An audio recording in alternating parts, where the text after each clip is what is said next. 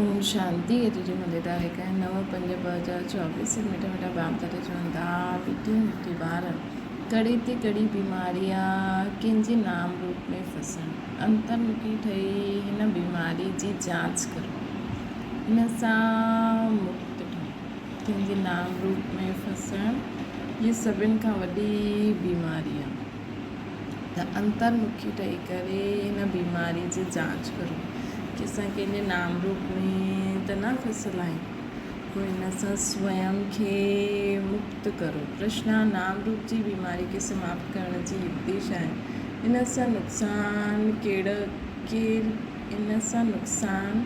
कहिड़ा कहिड़ा थींदा आहिनि उतरा नाम रूप जी बीमारी खे समाप्त करण लाइ हिकु बाप सां सचो लव रखो नाम रूप जी बीमारी खे समाप्त करण लाइ हिकु बाप सां ई सचो लव रखो यादि जे समय बुद्धि भटकदी आहे देहदारियुनि में वेंदी आहे त बाप खे सच ॿुधायो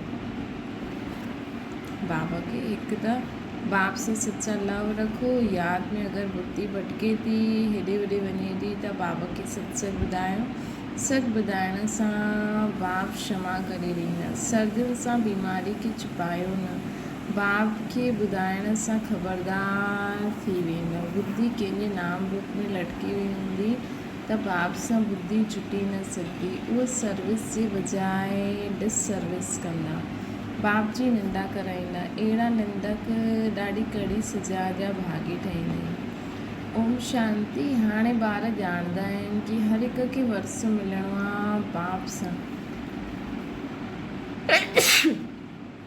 भाउ खे भाउ सां कॾहिं वरसो न मिलंदो आहे पोइ भाउ भेण जो बि आहे उन्हनि खे हर हिक जी अवस्था जो पतो न पवंदो दुनिया में बि ईअं थींदो हिते बि ईअं ई थींदो हिते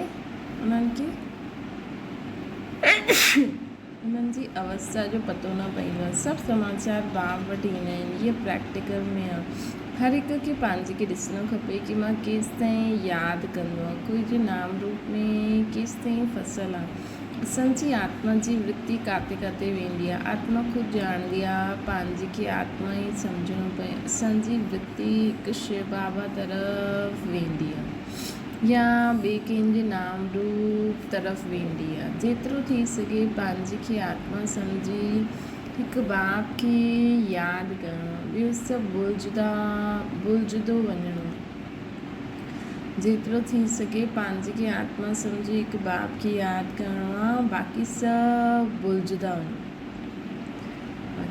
भुलिजंदा वञो बसि बाबा ऐं मां पंहिंजी दिलि सां पुछणो आहे कि असांजी दिलि सवाइ बाप जे ॿियो किथे भटकदी त न आहे किथे धंधे दौरी में या घर गृहस्थी में मित्र संबंधी आदि तरफ़ बुद्धि वेंदी त न आहे अंतर्मुखी थी करे जांच करो हिकु सर्विस अर्थ वेंदी आहे उहा अलॻि ॻाल्हि आहे लेकिन कोई कमु न आयो ज़बरदस्ती वञे थी त हुनखे जांच करो जॾहिं हिते अची करे वेंदा आहियो त पंहिंजी जांच करणी आहे हिते कोई न कोई साम्हूं योग में वेंदो आहे उहो बि शिव बाबा खे यादि कंदो हूंदो हीअं न पंहिंजे ॿारनि खे यादि कंदो हूंदो या त शिव बाबा खे ई करिणो आहे न हिते वेठे शिव बाबा जी यादि में आयो पोइ चाहे कोई अखियूं खोले करे वेहे या बंदि करे वेहे हीअ त बुद्धि सां सम्झ जी ॻाल्हि आहे पंहिंजी दिलि सां पुछणो हूंदो आहे बाबा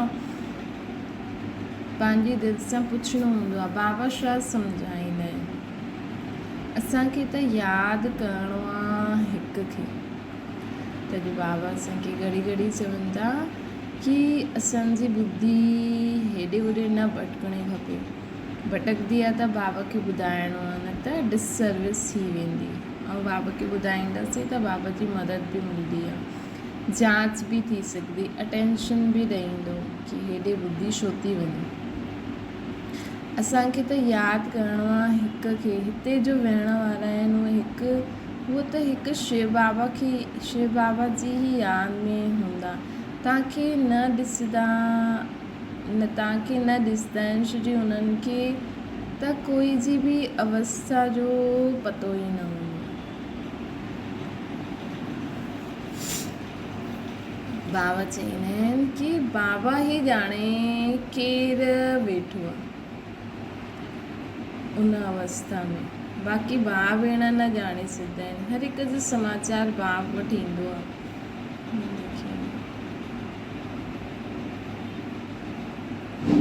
उहे ॼाणंदा आहिनि केरु केरु ॿार सुठा आहिनि, जंहिंजी लाइन क्लियर आहे, उन्हनि जो ॿियो किथे बि बुद्धि योग न वेंदो आहे। ईअं बि हूंदा आहिनि कोई जो बुद्धि योग वेंदो आहे, पोइ मुरली ॿुधण सां चेंज थी वेंदा आहिनि, फील कंदा आहिनि कि इहा त असांजी भूल आहे, असांजी दृष्टि वृत्ति बराबरि रॉन्ग आहे। हाणे उन्हनि खे राइट करिणो आहे, रॉन्ग वृत्ति खे छॾिणो आहे न। इहे बाप सम्झाईंदा आहिनि, भाउ खे न भाउ खे न सम्झाए सघंदो आहे। बाप ई ॾिसंदा आहिनि हिननि जी दृष्टि वृत्ति कहिड़ी आहे। बाप खे ई सभु दिलि जो हाल ॿुधाईंदा आहिनि। शिव बाबा खे ॿुधाईंदा आहिनि त दादा सम्झी वेंदा आहिनि। हर हिकु चीज़ ॿुधण सां, ॿुधाइण सां, ॾिसण सां बि सम्झंदा आहिनि। जेसि ताईं ॿुधे न तेसि ताईं उन्हनि खे छा पतो कि इहे छा कंदा आहिनि।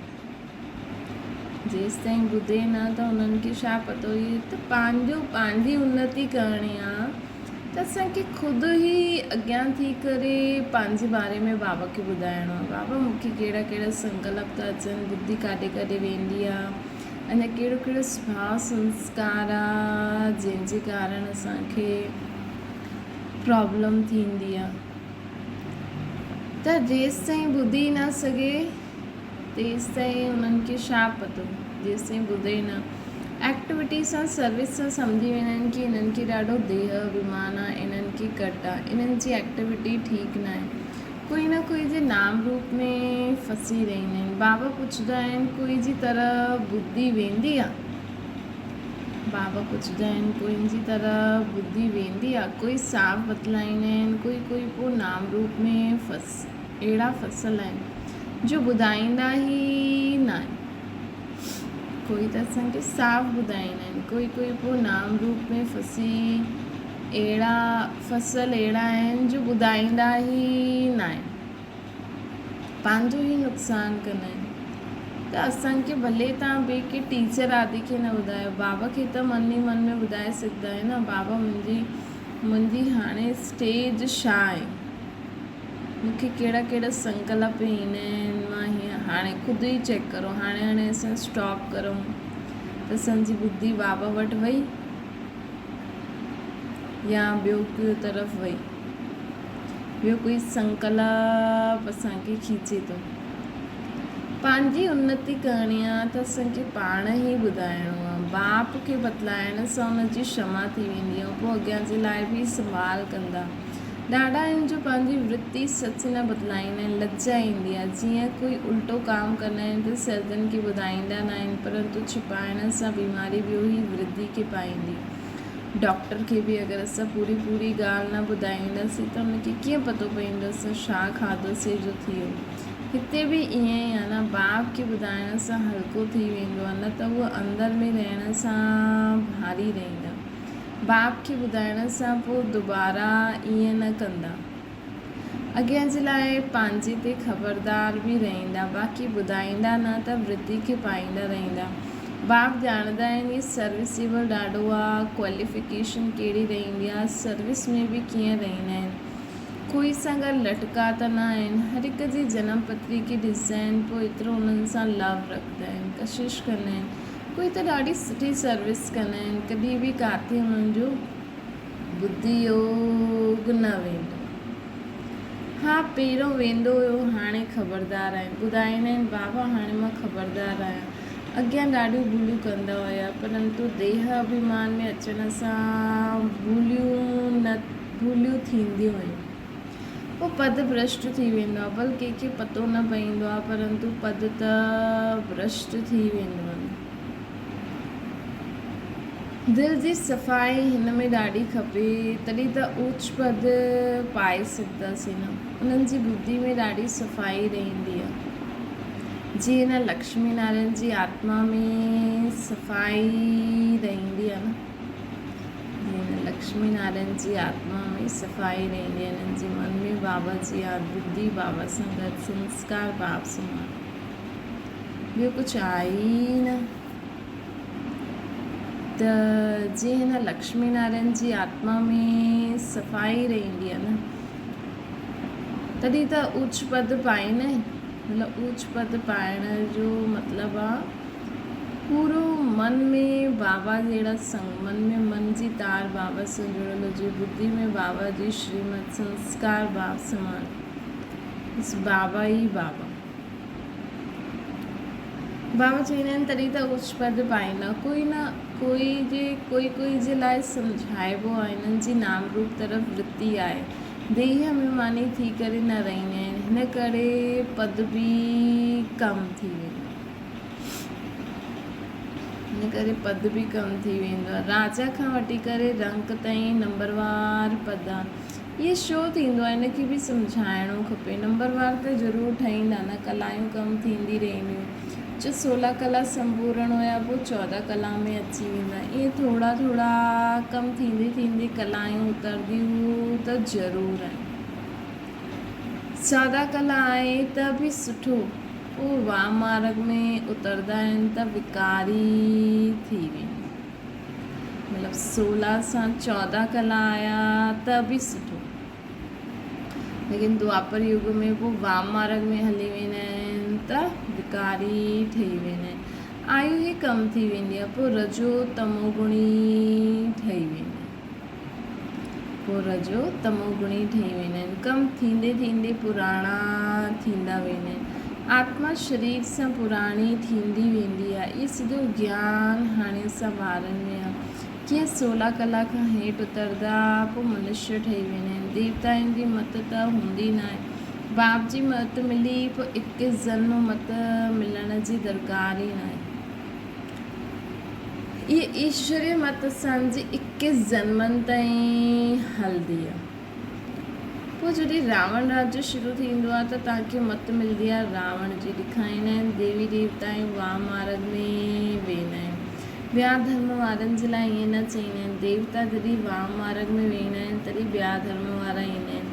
भाउ सम्झाईंदा आहिनि ॿार हाणे तव्हांखे वापसि वञिणो आहे, हाणे तव्हांखे वापसि वञिणो आहे। इहा पुराणी दुनिया आहे न, ड्रामा में इहो बि मुंहिंजो पार्ट आहे, ड्रामा में इहो बि मुंहिंजो पार्ट आहे। पुराणी दुनिया खे नयो ठाहिणु, इहे बि तव्हां सम्झंदा आहियो। दुनिया जा मनुष्य जो कुझु बि न सम्झंदा आहिनि, तव्हां एतिरो सम्झाईंदा आहियो, पोइ बि कोई सुठी रुचि ॾेखारींदा आहिनि, कोई त पोइ पंहिंजी मत ॾींदा आहिनि, कोई सुठी रुचि ॾेखारींदा आहिनि, कोई त पोइ पंहिंजी ई मत ॾींदा आहिनि। इहे लक्ष्मी नारायण जॾहिं हुया त पवित्रता सुख शांती हुई न, बाबा चवंदा आहिनि। कोई त सुठी रीति ॾेखारींदा आहिनि, भई बाबा जीअं चवनि था उहो हली करे ॾेखारींदा आहिनि। कोई त पोइ पंहिंजी मत ते हली वेंदा आहिनि। भई असांखे रोज़ु सुबुह जो ई संकल्प करो, भई मां हिन सृष्टि ते आई आहियां पाठ वॼाइण। पहिरियों मां जीअं पाठ वॼाईंदी हुअमि, हाणे मूंखे हूअं न, बाबा जी मत ते पाठ वॼाइणो। बाबा खे यादि करे बाबा से गुड मॉर्निंग करो। हर कर्म बाप जी श्रीमत अनुसार बाप खे यादि कंदे कंदे कंदा वञो। ये लक्ष्मी नारायण जॾहिं खां आया त पवित्रता सुख शांति हुई न, पवित्रता जी ही मुख्य ॻाल्हि आहे। मनुष्य खे पतो ई न आहे कि सतयुग में देवता पवित्र हुया। उहो त सम्झंदा आहिनि देवताउनि खे बि 12 आदि हुया, परंतु हुते योग बल सां कीअं पैदाइश थींदी आहे कंहिंखे पतो न आहे। चवंदा आहिनि सॼी आयु ई पवित्र रहंदा आहियूं, चवंदा आहिनि सॼी आयु ई पवित्र रहंदा आहिनि, त पोइ 12 आदि कीअं हूंदा? दुनिया वारा माण्हू इहो पुछंदा आहिनि। उन्हनि खे सम्झाइणो आहे हिन समय पवित्र ठहण सां 21 जन्म पवित्र रहंदासीं। पवित्र रहण जी आत्मा में संस्कार अची वेंदा। गोयो श्रीमत सां वाइसलेस वर्ड स्थापना करूं था न। श्रीमत आहे ही बाप जी, श्रीमत आहे ही कंहिंजी? बाप जी श्रीमत आहे। गायन बि आहे न, मनुष्य खां देवता। हाणे सभु मनुष्य आहिनि जो पोइ देवता ठहंदा। श्रीमत सां वाइसलेस वर्ल्ड जी स्थापना था करो। श्रीमत केरु ॾींदो आहे? बाबा ॾींदा आहिनि। गायन बि आहे मनुष्य खां देवता। हाणे सभु मनुष्य आहिनि जो पोइ देवता ठहींदा। हाणे श्रीमतीअ सां DT गवर्नमेंट स्थापना करूं था। हिन में प्योरिटी त मुख्य आहे। आत्मा खे ही प्योर ठहिणो आहे। आत्मा ही पत्थर बुद्धि हिकदमि पत्थर बुद्धि ठही आहे, हिकदमि क्लियर करे बाबा असांखे हर ॻाल्हि ॿुधाईंदा। आत्मा जी बुद्धि पत्थर बुद्धि थी वई आहे, पत्थर थी वई आहे। बाप सां ही सतोगुणी DT गवर्नमेंट स्थापना, बाप ही सतोगुणी DT गवर्नमेंट स्थापना कई हुई, जंहिंखे पैराडाइज चईंदा हुआसीं। मनुष्य खे देवता बाप ही ठाहिनि। मनुष्य सां पतित, मनुष्य हुया पतित, उन्हनि खे पतित खां पावन कीअं ठाहियो? ॿारनि खे चयो आहे मामेकम यादि करो त तव्हां पावन ठही वेंदव। ज़रूरु बाप खे यादि करिणो आहे। ॿिया संग बुद्धि योग तोड़े हिकु बाप सां जोड़ो, ॿिया संग तोड़े हिकु बाप सां जोड़ो आहे, तॾहिं ही मनुष्य खां देवता ठही सघंदासीं। ईअं सम्झाइणो खपे। बाबा चवनि था ईअं सम्झाइणो खपे। तव्हां जो सम्झायो उहो ड्रामा अनुसार बिल्कुलु ठीकु आहे, इहे त सम्झंदा आहिनि, पोइ बि दिन प्रतिदिन पॉइंट्स मिलंदी रहंदियूं आहिनि। त बाबा चवंदा आहिनि कि उन्हनि खे ईअं सम्झायो, सम्झाइण जे लाइ पॉइंट्स त मिलंदी रहंदियूं आहिनि। मूल ॻाल्हि आहे ही पतित खां पावन कीअं ठहूं। बाप चवंदा आहिनि देह जे सभु धर्म छॾे मामेकम यादि करो। इहे पुरुषोत्तम संगम युग खे बि तव्हां ॿार ॼाणंदा आहियो। असां हाणे ब्रह्मन ठहिया आहियूं, प्रजापिता ब्रह्मा जी संतान। बाप असांखे पढ़ाईंदा आहिनि ब्रह्मन ठहिण बग़ैर असां देवता कीअं ठहींदासीं। जेसिताईं पवित्रता जी प्रतिज्ञा न कंदासीं तेसिताईं असांखे धारणा कीअं थींदी। धारणा न थींदी त देवता कीअं ठहींदासीं। त जीअं जीअं आत्मा जी शुद्धि पवित्रता में पक्का थींदा वेंदा आहियूं, उहा धारणा बि थींदी वेंदी आहे, त देवी गुण बि ईंदा वेंदा आहिनि। इहे ब्रह्मा बि पूरे 84 जन्म वठंदो आहे, पोइ उन्हनि खे ई पहिरियों नंबर वठिणो पवंदो आहे। बाप अची करे प्रवेश कंदा आहिनि त मूल ॻाल्हि आहे ही हिकु पंहिंजे खे आत्मा सम्झी बाप खे यादि करो। इहा असांजी मूल ॻाल्हि आहे। देह अभिमान में अचण सां किथे न किथे लटकी रहंदा आहिनि। देही अभिमानी त सभु ठही न सघनि। पंहिंजी पूरी जांच करो, असां किथे देह अभिमान में त न ईंदा आहियूं। देह जो नाम रूप देह जे संबंधी आदि, हा इहे मुंहिंजा संबंधी आहिनि, इहे त न सम्झंदा आहिनि। हिकु त देही अभिमानी अर्थात देह जो नाम रूप बि भुलिजी वञे, सिर्फ़ु माता आत्मा या बाबा सां गॾु आहे। ऐं ॿियो दैहिक संबंध, हा मुंहिंजो फलानो फलानो न, इहे सभु बि आत्मा आहिनि। चइण में चऊं था लेकिन बुद्धि सम्झे कि इहे सभु आत्मायूं आहिनि। त बाबा चवंदा आहिनि देही अभिमानी त सभु ठही न सघनि। पंहिंजी जांच करो, असां किथे देह अभिमान में त न ईंदा आहियूं। असांखां कोई विक्रम त न थींदो आहे, बेक़ाइदे चलन त न थींदी आहे, ॾाढनि सां थींदी आहे। उहो अंत में ॾाढी सजा जा भागी ठहींदा। भले हाणे कर्मातीत अवस्था त न ठही आहे। कर्मातीत अवस्था वारा त सभु कर्मातीत अवस्था वारनि जा सभु दुख दूर थी वेंदा आहिनि, सजायुनि सां छुटिजी वेंदा आहिनि। ख़्यालु कबो आहे नंबरवार राजायूं ठहींदा न, तंहिं करे जंहिंमें जेतिरी बि धारणा थिए थी, जो जेतिरो बि परिवर्तन थींदो, छोजी नंबरवार राजायूं बि ठहींदा, राजा बि नंबरवार ठहींदा। ज़रूरु कंहिंजो कमु पुरुषार्थ रहियो हूंदो जंहिंजे कारण सां सजायूं खाइणी पवंदी। ज़रूरु कोई कंहिं कमु पुरुषार्थ कयो हूंदो जंहिंजे कारण सजायूं बि खाइणी पवंदी। त सजायूं खाईंदा त पोइ कमु पद थी वेंदो। बाबा चवंदा आहिनि आत्मा ही गर्भ जेल में सजायूं भुगती आहे। आत्मा जॾहिं गर्भ में आहे त चईंदा असांखे ॿाहिरि निकालो, असां पाप न कंदासीं। आत्मा ही सजा खाईंदी आहे, आत्मा ही कर्म विकर्म कंदी आहे। इस शरीर जो कोई कमी न आहे। त मुख्य ॻाल्हि पंहिंजी कंहिंखे आत्मा सम्झणो आहे त बराबरि त जो सम्झे बराबरि सभु कुझु आत्मा कंदी आहे। हाणे तव्हां सभु आत्माउनि खे वापसि वञिणो आहे, तॾहिं ई ज्ञान मिलंदो। मुख्य ॻाल्हि छा आहे? आत्मा सम्झणो आहे। हाणे मां आत्मा छा थी करां? मुरली पढ़ां थी, मुरली ॿुधां थी। सभी तव्हां सभु आत्माउनि खे वापसि वञिणो आहे, तॾहिं ई इहो ज्ञान मिलंदो। हाणे असां सभु इहो ज्ञान छो था ॿुधूं? वेठे असां सभिनि जी रिटर्न जर्नी आहे, असां सभिनि खे वापसि वञिणो आहे। पोइ कॾहिं इहो ज्ञान मिलंदो ई न। आत्म अभिमानी सभिनि खे भाई भाई ॾिस, शरीर जी ॻाल्हि न रहंदी, सोल ठही वेंदा, पोइ शरीर सां लॻाव न रहंदो।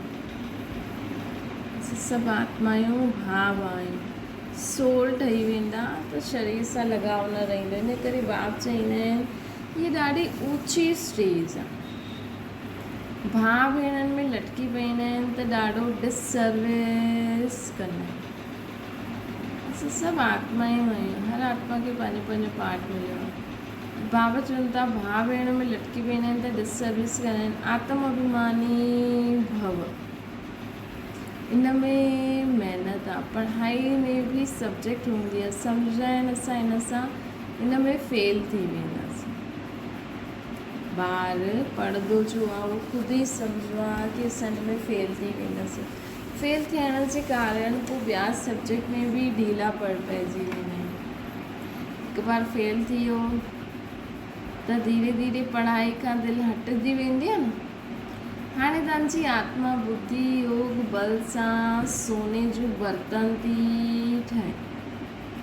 हाणे असांजी आत्मा बुद्धि बल सां सोने जो बर्तन थी ठहे।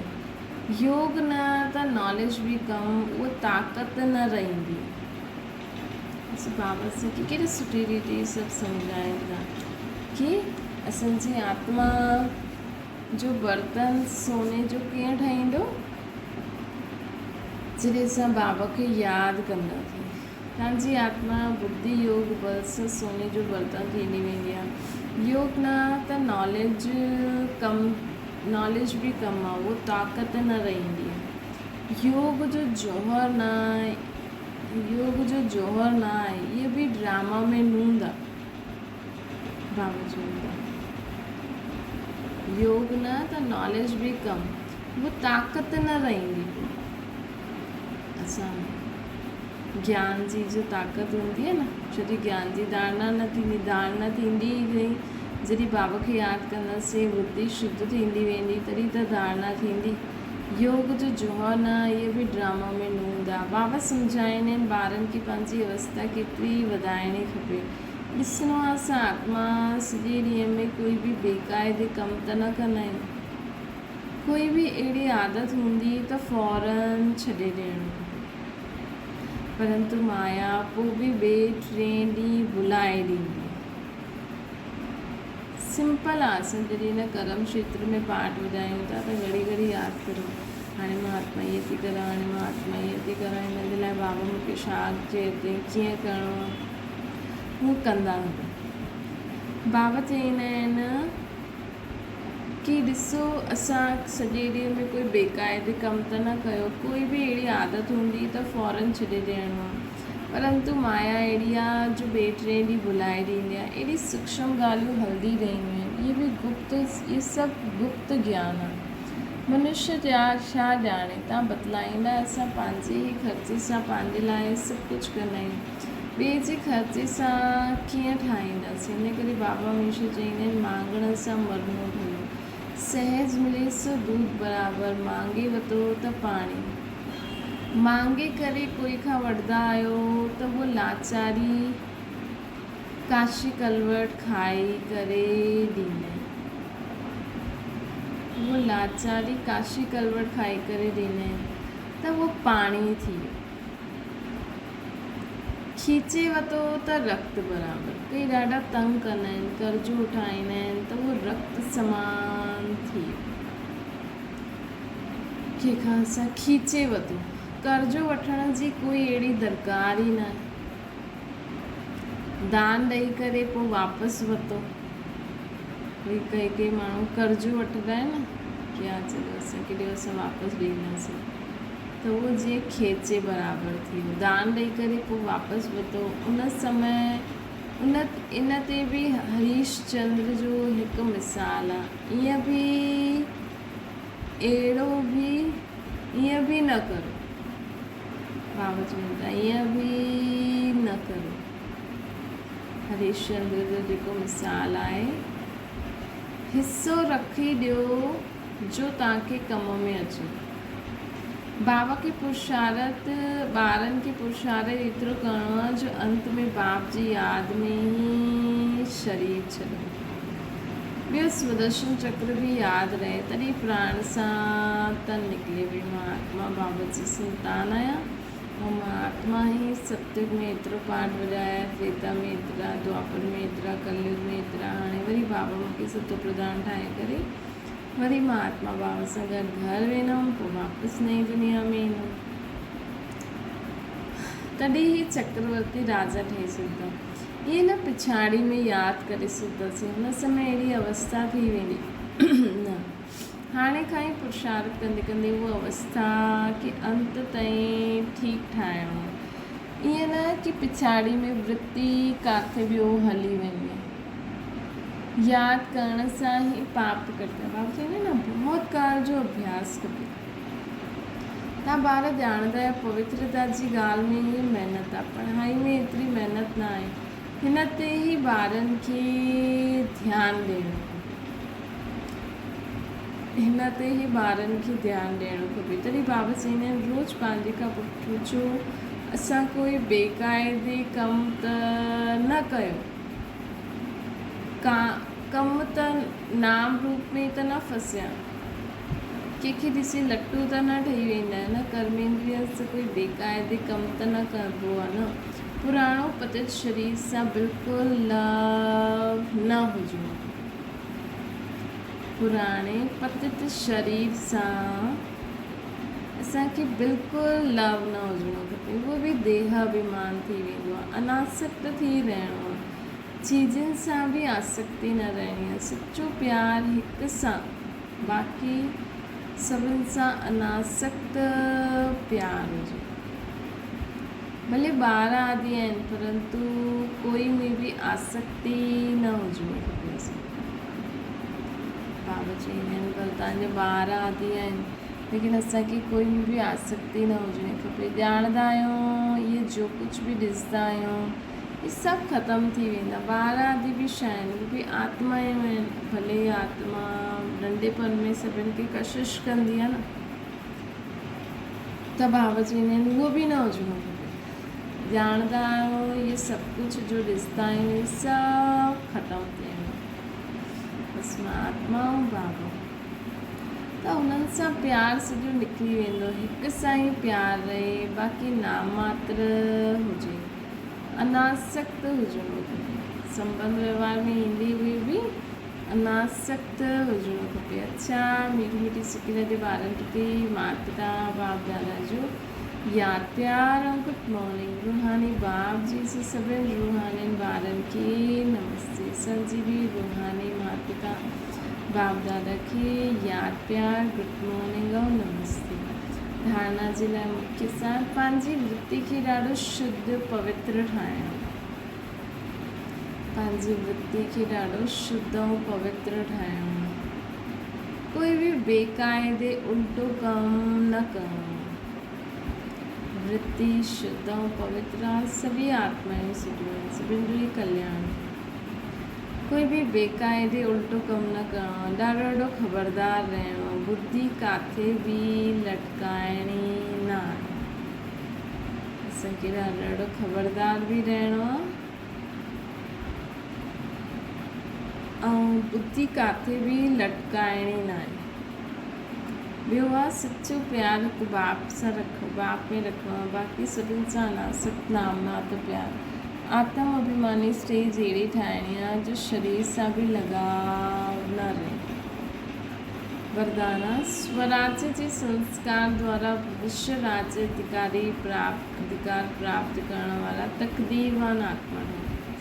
ॾाढे काल जो राज्य अधिकारी ठहिण जे लाइ संस्कार ॾाढो काल भविष्य राज्य अधिकारी ठाहींदो।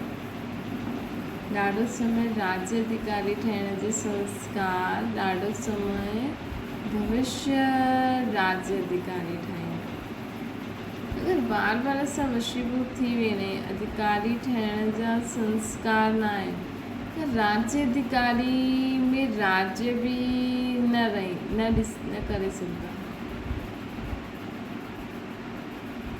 बाबा चवनि था कि अगरि बार बार वशीभूत थींदा अधिकारी ठहिण जा संस्कार न आहिनि त राज्य अधिकारी जे राज्य में रहंदा, राज्य भाग्य प्राप्त न कंदा। त नॉलेज जे दर्पण में पंहिंजी तक़दीर जी सूरत खे ॾिसंदा। ॾाढे समय जे अभ्यास द्वारा पंहिंजे विशेष सहयोग कर्मचारी व राज्य कारोबारी साथियुनि खे पंहिंजे अधिकार सां हलायो। ॾाढे समय जे अभ्यास द्वारा पंहिंजे विशेष सहयोगी कर्मचारी पंहिंजो मन बुद्धि संस्कार पंहिंजे स्थूल कर्मेंद्रियों व राज्य कारोबारी साथियुनि खे पंहिंजे अधिकार सां हलायो। राजा ठहो तॾहिं ई तक़दीरवान आत्मा ठही सघंदासीं। असांखे पंहिंजे स्थूल ऐं सूक्ष्म कर्मेंद्रिय असांजो मन बुद्धि संस्कार ऐं स्थूल कर्मेंद्रियनि ते सुठी रीति अधिकार रखी करे उन्हनि खे हलाइणो आहे। राजा ठही करे हलाइणो आहे। राजा ठहिण तॾहिं चईंदासीं तक़दीरवान आत्मा। स्लोगन आहे सकाश ॾियण जी सेवा करण जे लाइ बेहद जी वैराग्य वृत्ति खे इमर्श करो। दुनिया में सकाश ॾियण जे लाइ बेहद जी वैराग्य वृत्ति इमर्श करो। अच्छा, ओम शांति। बाबा की याद करो।